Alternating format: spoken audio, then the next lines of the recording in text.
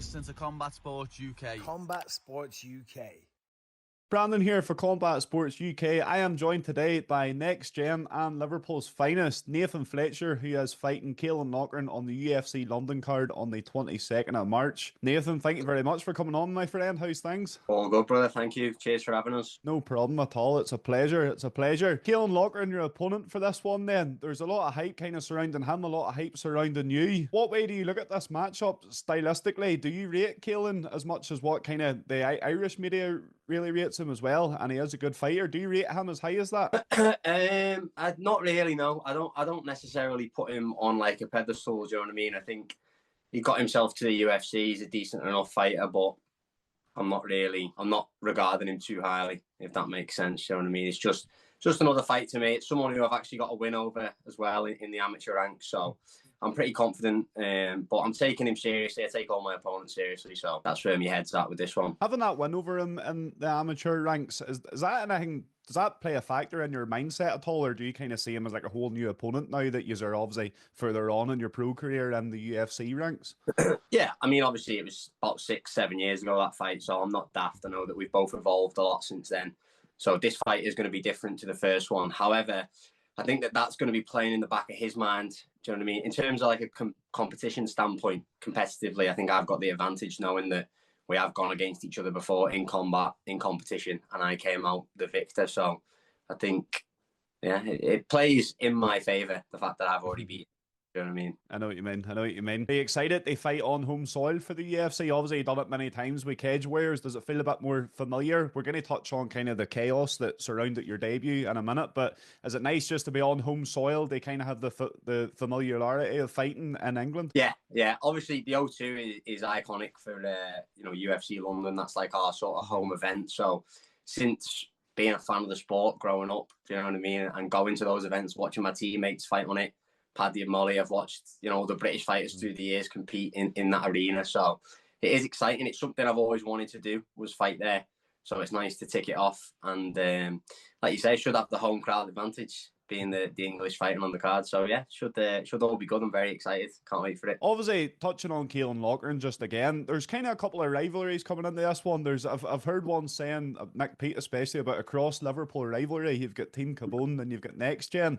And there was also the viral clip with Paddy and Caolan Loughrane on the way to the bus to UFC 304. They had a bit of a run in. Does that play into your mind at all? Is there a bit of tension kind of built up because of this, or is he just another opponent for you? Yeah, for me, it doesn't really play a factor. Obviously, I wasn't really involved in any of that. It was more between Paddy and him. So I think, you'd have to ask Caolan whether or not it's affecting his side of things. I feel like he's the one who's been more vocal about the sort of beef, whereas I've not had much to say about it. So in terms of my side, I'm focused on just beating him and getting the job done. I'm not really too fussed at any of the sort of gym beef or anything like that. It is interesting though, because it's like a Liverpool derby in terms of NextGen Carbon, except I'm from Southport, so I'm not a Scouser, and Caolan's from Ireland, so it's like two Liverpool gyms, but no Scousers necessarily. Those are low knees. Yeah, exactly. So, but yeah, I'm not bothered by any of that. I think if anything, it puts more eyes on the fight, makes it more exciting. Like domestically, there's a bit of a story background to it, so people who know UK MMA, it'll be a little bit more focused on our fight, which is good for me. Obviously, more eyes on me. But once the cage door locks, it's just you're fighting another man. Do you know what I mean? So none of that will actually matter when it comes to fight time. And just as you touched on there, like, there's a hell of a lot of talk about this fight. I've seen more talk about this fight than some of the fights on the main card. Are you opening the card? Have you kind of been told a card placement for this? According to Tapology, it looks like you are the first fight. Is that correct? No, what I think is, my understanding is they released a bout list and we were the first name on the bout list, but that doesn't necessarily mean the bout order. So that was just all the fights that are on the card released, and then they put it in whatever order on that, but that's not actually the bout order that's going to take place on the night. So I don't know where we're going to be. I'm assuming we're going to be a prelim fight. Obviously, it's my sort of first proper UFC fight for me, and for him, he's like 1 and 2 or something. So I don't think it's going to be massively high up the card. But I think as it gets closer to fight week and more hype builds and people see sort of the attention that's surrounding our fight, the UFC will probably put it strategically in like a bit of a more of a featured spot on the prelims. Do you know what I mean? Hopefully, we'll see. But Doesn't really make a difference. I'm just happy to be on the card, happy to be fighting there. So yeah. Aye, because that's why I kind of wanted to touch on that, because that's where I thought it would have been, and then I thought the UFC were doing a sneaky one, knowing all the hype surrounding the both years and the talk coming in. I thought they're putting that the first fight to make sure people come in and watch it. But it would make more sense if it was further up the card, of course. Can you kind of talk us through, for people that don't know, just the chaos that went on around your UFC debut, the Ultimate Fighter, getting the injury, breaking your leg, and not actually knowing that you broke your leg?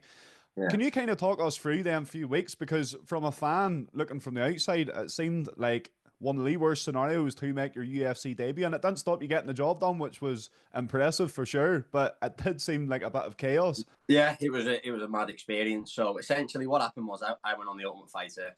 There I got injured on the show. I broke my leg, which sounds a lot worse than what it actually was. It was I had a fractured fibula. So essentially, you've got two bones in your leg, and mine was the thinner one had snapped. So most of your weight's bared through your shin bone. So that's why I was able to keep fighting. Obviously, I felt the pain, but when you're fighting, you've got a lot of adrenaline, all sorts of things. So you're pushing on.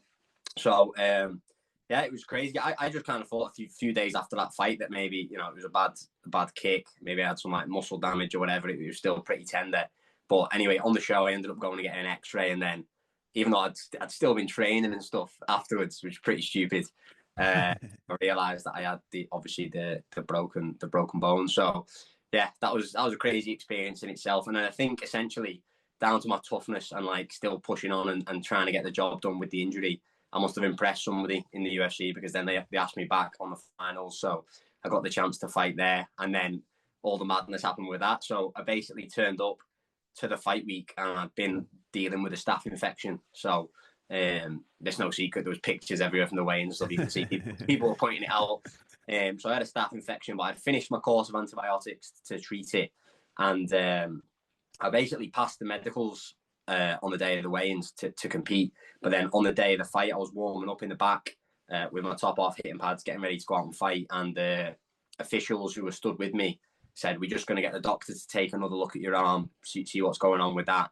And then essentially that night, the doctor wasn't happy with it for whatever reason. He thought that maybe I was still contagious. So they pulled me due to the staph infection. And then thankfully, Graham, my manager, got in touch with Sean Shelby, and we rescheduled the same bout, same opponent, for 2 weeks later. There was another card on the 7th or the 8th. Yeah, 7th of September.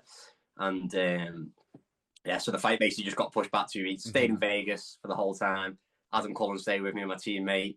And then obviously managed to get the job done the second time round. So it all worked out. But it was a crazy couple of weeks, and it means I'll never forget making my UFC debut. Do you know what I mean? All the madness that surrounded it. So what thoughts were going through your head whenever, obviously there's thoughts going through your head in the Ultimate Fighter when you get the leg break? Did you think that was kind of, did you think that was this chance at the UFC done? Did you think you might have to go back to Cage Warriors, get a few fights, or did you kind of know, look, I impressed enough there that I am going to get another shot? Yeah, I'll be honest, my thought process was Cage Warriors again. I never thought the UFC dream was going away, but I thought that this specific opportunity, it wasn't going to be through TUF that I ended up getting signed. My plan was to come back, and then I just got back into training when I got the phone call. So my plan was to do a Cage Warriors card, maybe September, maybe something like that. And fortunately enough, pretty much as soon as I got back into training, my manager called and said, "Look, the finals are in 6 weeks, and they want to give you a chance to fight on it." So I was like, from being off the couch injured, rehabbing that, got straight back into a fight camp, and managed to make it work. So I obviously run my body down quite a bit. The short nature of the camp, trying to get as fit as possible in 6 weeks. That's why I got ill with the staph infection. But I wouldn't change it now. It all worked out for the best, and it just shows, like, even in chaos, in like all madness, everything going wrong, if you still stay focused and calm, that it can all work out as well. So I'm happy with how I dealt with the situation, and it's just given me more experience going forward now. Do you know what I mean? So I feel like each time something like this happens, like a setback or overcoming a bit of adversity, it just calluses your mind a little bit more. So then, say now, obviously these big pressure fights that I'm going to be taking in the UFC, it's like no matter what happens in the camp or whatever outside externally from training and fighting, I'm just so able to focus on getting the job done that I feel like, it's just actually been a benefit to me going through all that mad adversity. Yeah. Of course, because nothing will compare to your UFC debut. You could probably say that quite confidently. Was there like a big relief getting that win? Obviously, getting the win, you've got feelings, you're proud and everything else. But I would say relief was maybe part of it, just because you were waiting so long, you were there and then you weren't there. Yeah, definitely it was. Yeah, the whole build up to it, and then everything that happened. That the first time round getting rescheduled. Once it was done, you definitely get that sense of like a big sigh of relief. Like finally, all the pressure I was putting on myself, it's paid off now. We've got the win. We've got the contractor in the UFC where we wanted to be. So yeah, it was definitely, there was loads of emotions, but relief was one of them. Yeah. Just speaking on the Ultimate Fighter, then, would you kind of recommend that as a path for fighters to get through to the UFC now? Because it does seem like, with Dana White's Contender Series, it seems that that's nearly the more popular way of getting your chance at the UFC now. Would you still recommend the Ultimate Fighter as a route into the top organisation? Yeah, I think, to be honest, in today's climate, you've got to take whatever chance you can. Like the UFC used to be, you're doing well on the regional scene, you're doing well on Cage Warriors or whatever your region's promotion is. You string together a few wins, a few finishes, you can get signed. But that doesn't seem to be the case anymore. It tends to be now Contender Series, a late notice replacement, or something like TUF. Now, I definitely didn't think TUF would be my route in, to be honest. But when the opportunity came, I was like, I'm gonna have to jump at this, because you don't know. The landscape of the sport is, there's so many potential guys for each weight class. I imagine they have a few spots, that come available every so often, every quarter or whatever. And like, think of the talented guys from not just Europe, but North America, Asia now. You've got fighters from Canada, all over, all over the world that you're competing against. So, yeah, I think they're your three options: is a short notice, a Dana White's Contender Series, or TUF. So you've got to jump at it. TUF's not the easiest route. Do you know what I mean? It's not, because you consider the Contender Series. You go in, you win one fight. The chances are, especially in the later seasons, like, you get in with a win regardless of your performance, kind of. Whereas the Ultimate Fighter, you're spending time away from family, you're training under different coaches, which can be a benefit. I'm going to ask you about that in a wee minute. It can be a benefit, but I'm sure there's drawbacks of that as well. And then you're having to fight 1, 2, 3 times, depending, before you even get into the UFC. So it does seem like it's a long-winded way of getting in this day and age. Yeah, it definitely is. But I think that's also why you see so many guys who have been on TUF previously doing so well in the UFC. Like, a lot of the guys ranked necessarily didn't even win the show. Do you know what I mean? There's a lot of people each season who you see who go on to do big things in the UFC. So it's definitely like a pressure cooker. It's definitely a tough environment to thrive in.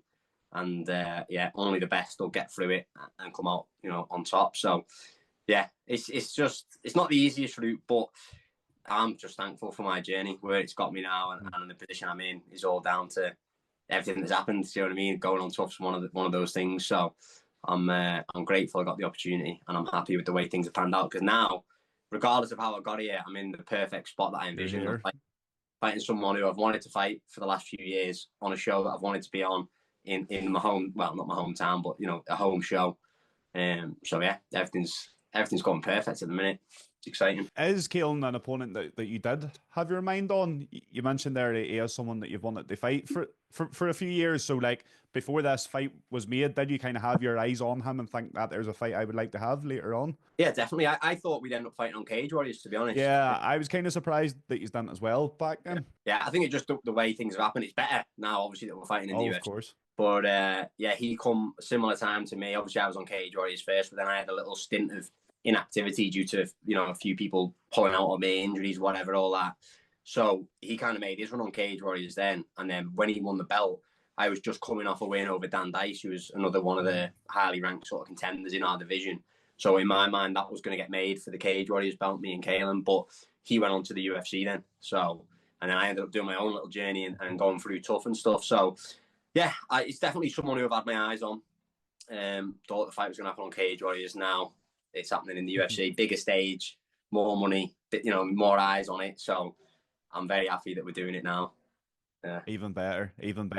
I don't like looking too far ahead, and I know you guys don't like doing that either, but if you were to plan out sort of 2025 and beyond here, how far do you think Nathan Fletcher can go? Yeah, well, I mean, it's hard to say. I don't want to look past this opportunity now that I've got. It's as fighters, we tend to like partition our lives into fights at a time, you know what I mean? So all my focus, it's hard to really see past the 22nd of March now. It's like everything is coming to that date, you know what I mean? But Yeah, if everything goes well, I'd like to have 3 fights this year.